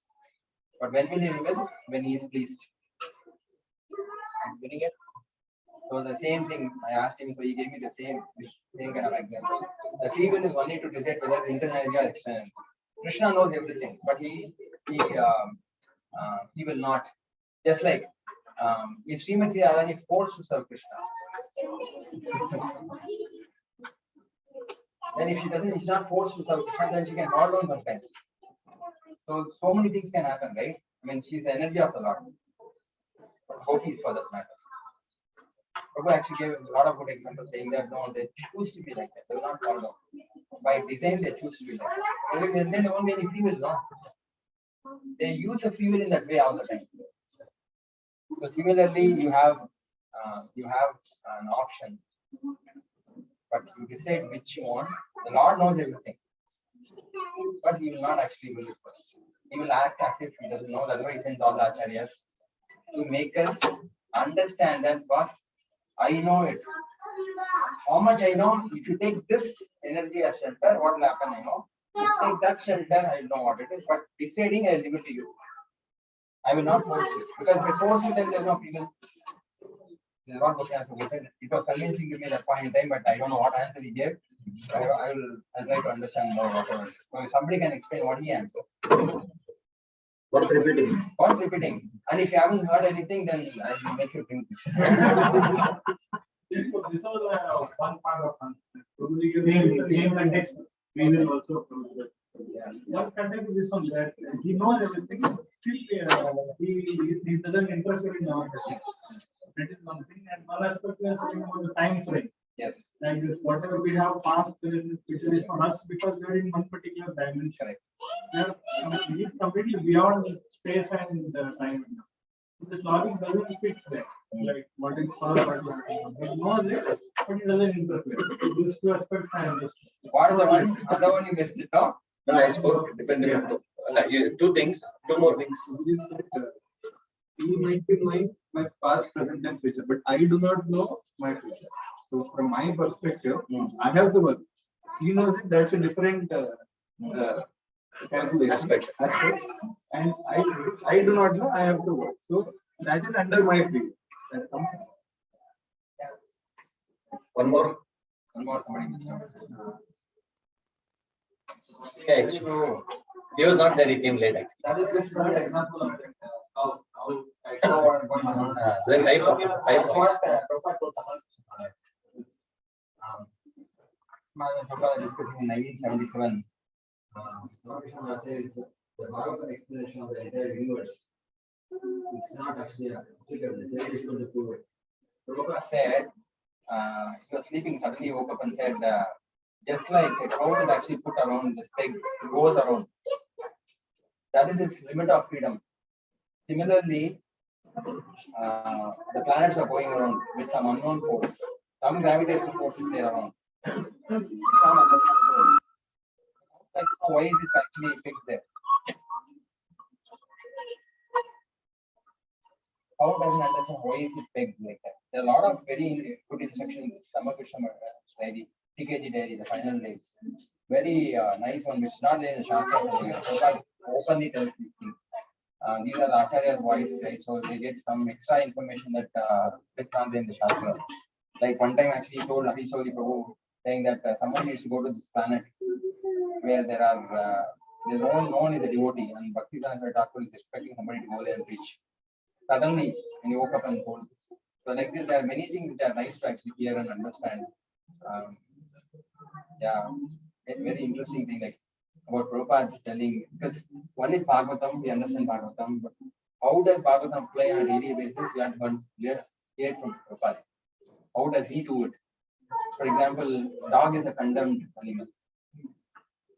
Why is it condemned? Because it actually passes urine on the Tulsi plant. It's nowhere mentioned in Prabhupada's book, but in the conversation it's there. Like this, Prabhupada mentions a lot of things. You feed the dog, it will bark because of power. If you don't feed the dog, it will howl because of hunger. Both ways it will howl. So it's a condemned animal, always in suffering. So that's why dogs are the last animal in the creation you can give prasadam. Did you know that? You never feed prasadam to the dog. It's a big offense to the prasadam. Prabhupada mentioned this very clearly. Go and give it to the cows, he said. He said that like this, there are many things which are there, which are not there in the Shastras. Knowing that practically we know what to do. How did Prabhupada manage? He went to a Shiva temple. What did he do in Shiva temple? Right? Very interesting thing that we can really learn how he did and how we can actually really practice. But it's a nice question that he started with. Free will, right? This question of free will and destiny, there's actually a full chapter in Varaha Purana. Varaha Devi is explaining this to one of the munis. What is destiny and what is free will? Because if it's destiny, then why should I endeavor it? I'm going to go back to God. And Krishna knows it. Why should I endeavor it? Someday I will go. Why should I go? Krishna does not know when he says. At least in the Vallabha Purana, he mentions it. He is expecting us to take the free will. That free will aspect, right? Either the internal energy or the external energy is given to us. That's the only free will we have. After that, your endeavor, what you are doing, is still done by the material nature or the spiritual nature.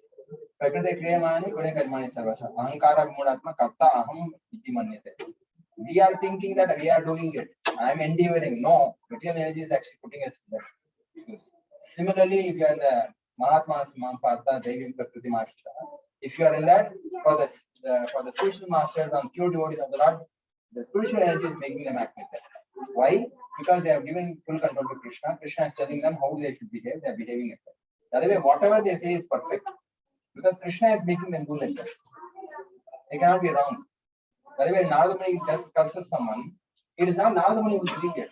It's Krishna who is doing it to Narada Muni. They can't be wrong. It will be perfect. They will make it perfect like that. So, Gopinath Prabhu actually gave a lot of examples like this. It was very amazing, the point in time. Like how your free will is only to decide between internal energy taking shelter or external energy taking shelter. That's all it is.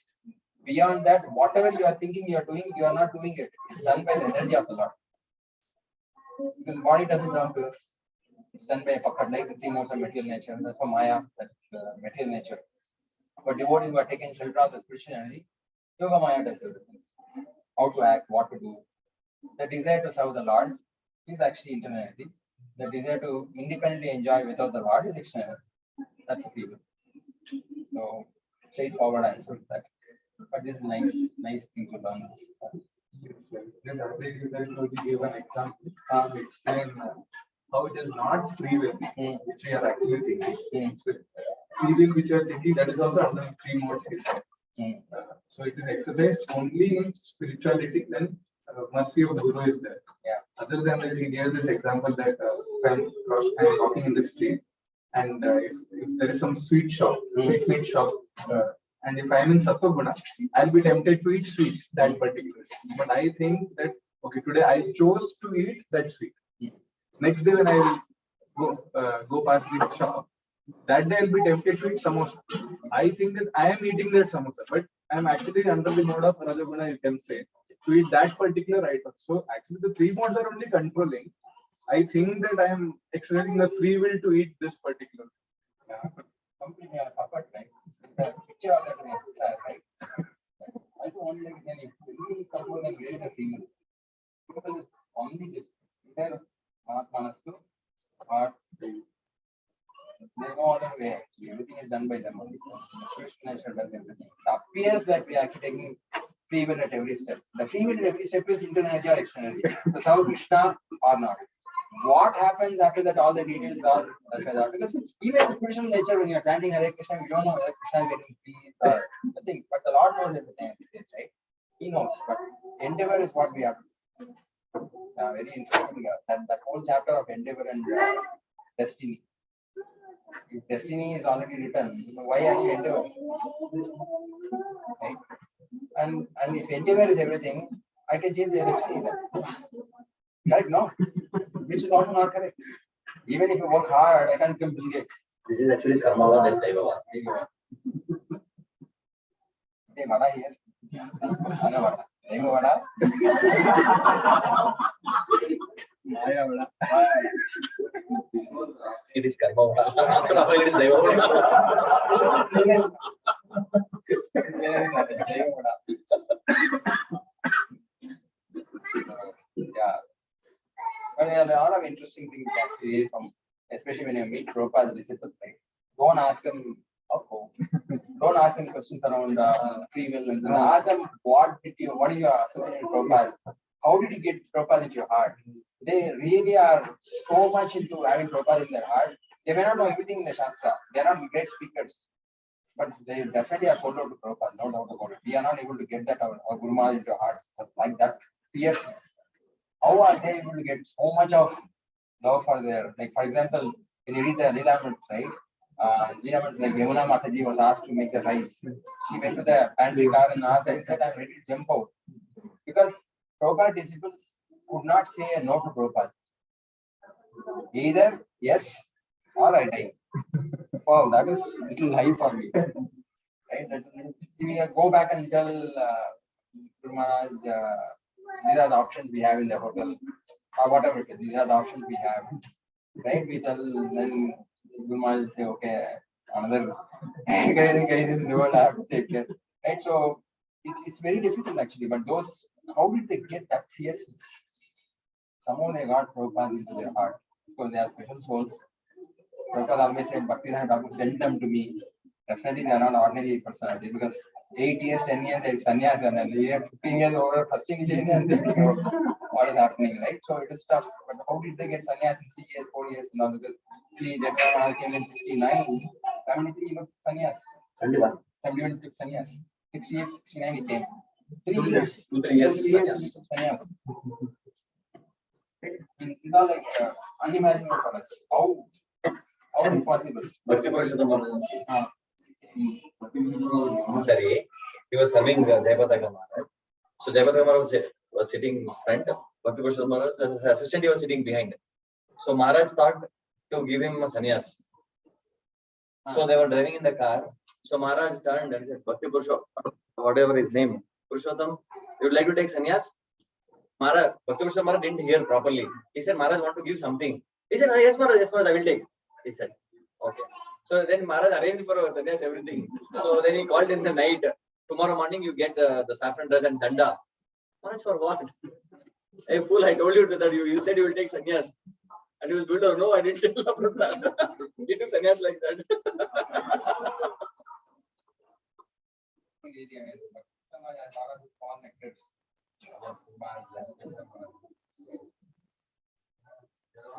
Just by hearing all this, this watering the seed is there.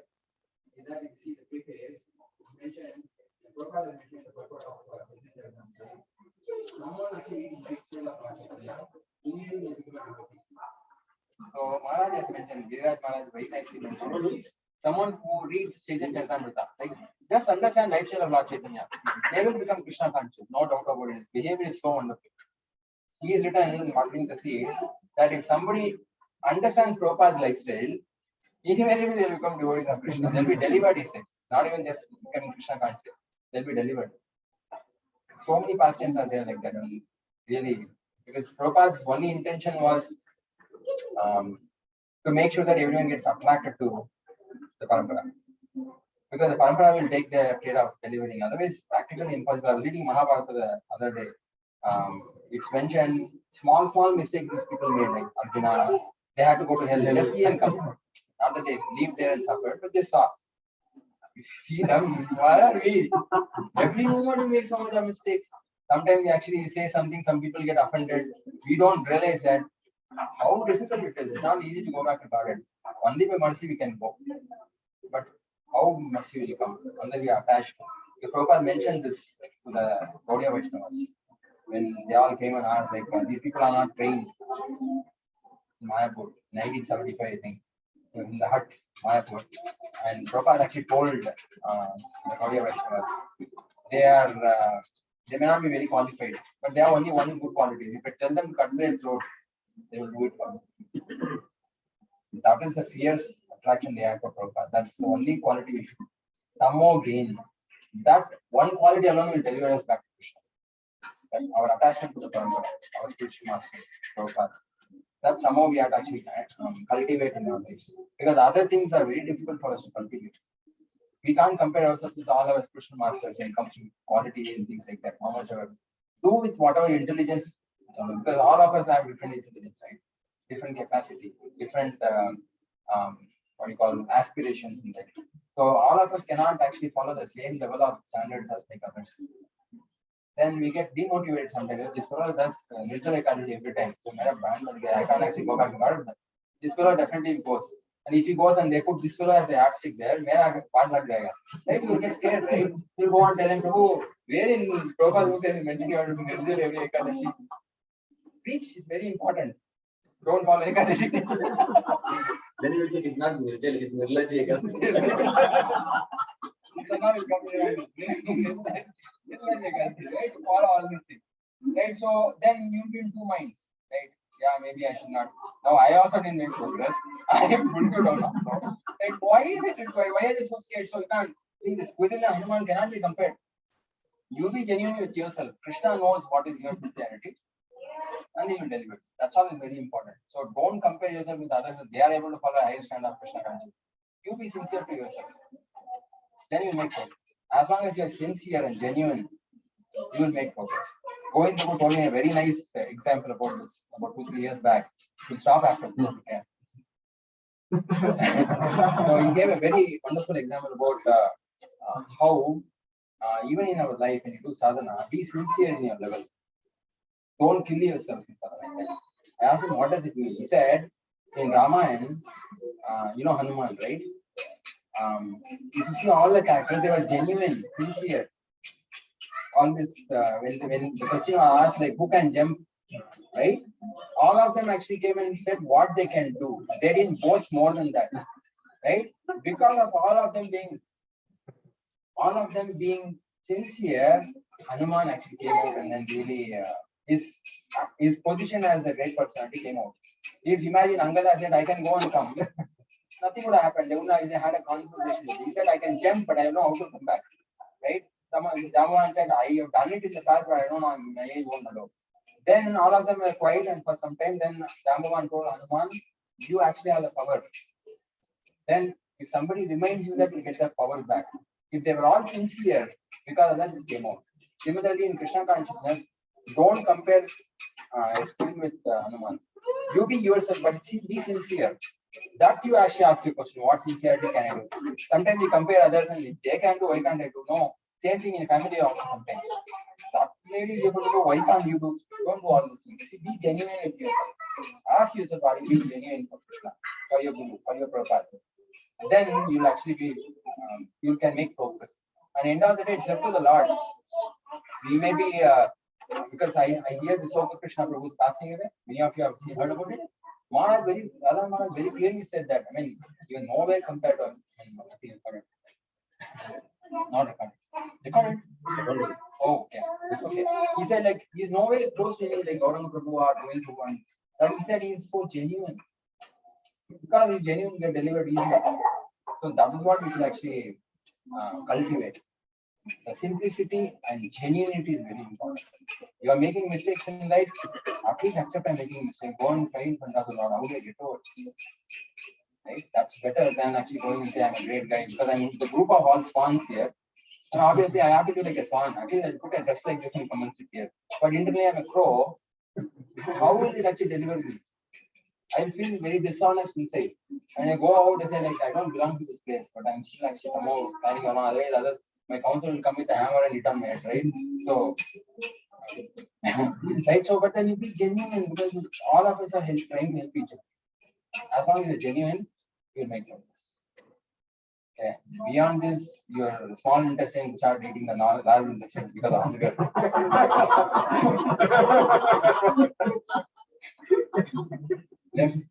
I remember something. Yeah. So Krishna. Yeah, please. Powerful thing what Guru said. So Krishna Prabhu was about to die. So anytime he may die. So they made different groups. All management, Pakka management there. Okay, so not even 1 minute. There was no kirtan. There was no reading. 24/7. And in the night, almost like 10:30, morning to night 10:30, one batch. So many batches came and they did kirtan, reading everything. So 10:30, one batch were going through and other the devotee seniors were there. And so Krishna was about to sleep, and they would wake him up. Come on, the chant means we attend kirtan, hear kirtan, then do. After half an hour, again he would doze. And again they would say, come on, wake up, and kirtan. Focus, holy name. Otherwise, anytime you may die, no. At the time of what is MM office, all philosophy. Then by 11, 12:30, 1 o'clock, he was actually not in a position to speak. He scolded these brahmacharis, seniors. And all the seniors, they thought he has never spoken like this. Today he's raising his voice. They got wild. They went and complained to Maharaj. And Maharaj said, you fools, allow him to sleep. Now sometimes we become fanatic.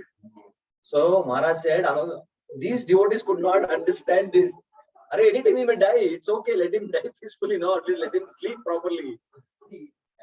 See, in that aspect, right? We are always thinking about how we can control the entire situation. Go back for it. We leave it to Krishna to decide, no, Krishna not somebody has to actually directly, the Lord is making that arrangement, internally and externally. Understand that. Leave it to the Lord. Be genuine. That's all it is. That will give you a lot of peace and something. Leave it to the Lord. It will give you so much So then happiness. what happened? So then they did like that. Then they could not understand, and Maharaj said, allow them to sleep. Maharaj, okay. Hey, let him sleep. No, he is a human being. So then they allowed him to sleep. Morning 4:30 they came, and he was very fresh. And he himself asked, do some kirtan. Then they thought, Bapre, we never realized like this. We were so fanatic.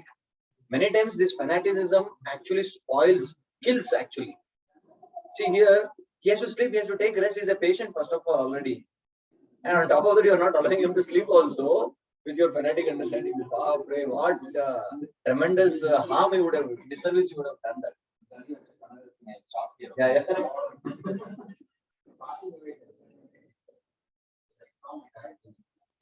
Now, every night actually I feel like going to leave me. Then I don't have a chance. I was having like going 60, 70 rounds every day because I was thinking like you'll hear and then pass away. You are not going every day, 60 days, 3 days, 4 days, 60 rounds every day chant. Arey, yeah, this is too much. Sometimes you see, you have been given a service, you think only you can deliver others. You be genuine. What is your genuinity? Do that. Don't be a fanatic as it says in anything. Leave it to the Lord. Surrender to the Lord and leave it. That's what really happened finally. Right? The day actually was giving, he was awake in the night and he actually said, you are not going to chant today. I chanted and that night he left. So it's after 2 months. I was singing what I did for 12 days, 30 days. I told my brother, he said, I can't sing him like this. I need it because my sister started crying. I was shivering, it was very cool, 23 years, 24 years at the time. So it was very difficult to see him.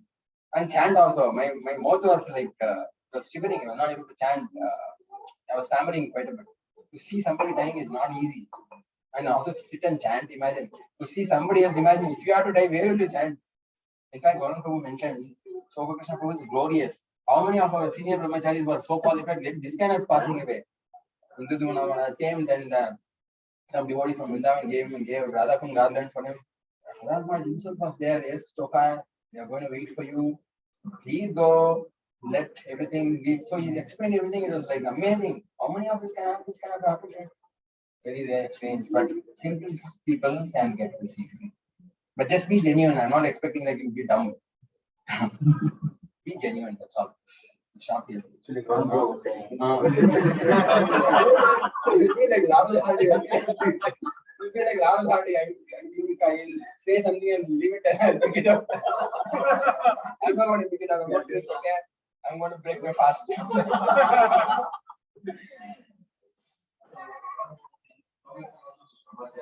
stayed in the Chowpatty many years, but he was never good at time management. And this Gauranga Prabhu is Pakka time manager. Is Pakka management. So 1 minute here and there they will question. So he was, and Gauranga Prabhu used to think this person will never improve in his life. He will have a miserable life altogether. But during his last moment, as you were saying, everything happened at the proper time. Radhanath Maharaj was there, Indra Maharaj was there, and suddenly from Vrindavan, Rajvasi came. He said, this is directly from Radharani, Radhakund, all main Maha Prasad. He got garland for inside the mouth, that everything for the head, Rajaraj, everything. And that nobody expected. For his death, exactly what generally ideal to die, that came just, it was like a perfect time management. So Gauranga Prabhu was saying this, I was thinking I am the best time manager, but Krishna managed his death perfectly. Timing was accurate. So nothing is in our control, he was saying. We'll stop here. Yeah. Hare Krishna, thank you.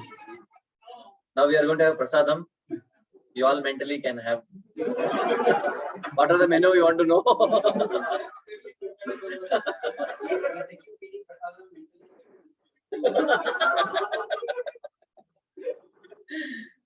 Haribol. Thank you, Prabhuji. Hare Krishna. Thank you.